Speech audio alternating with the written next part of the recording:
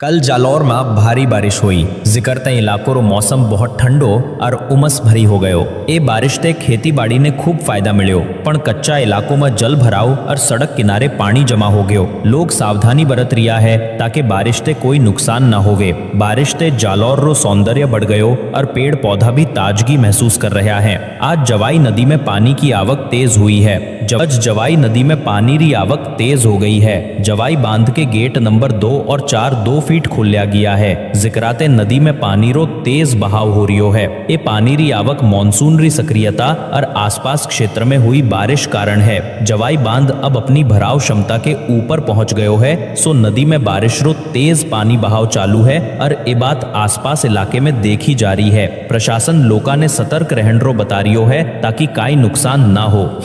तो पचे ओपरे गोल गोमरा पांचा नदी देखवा। नदी रे किनारे गिया काले अचानक आई बारिश कोई ठाई नहीं पड़ियो तो मगरों पानी पांचू जवाई नदी में आयो। ओपरे मारवाड़ में का है कि थोड़ू नदी में पौनी आवे के ए धोड़िया नदी देखवा।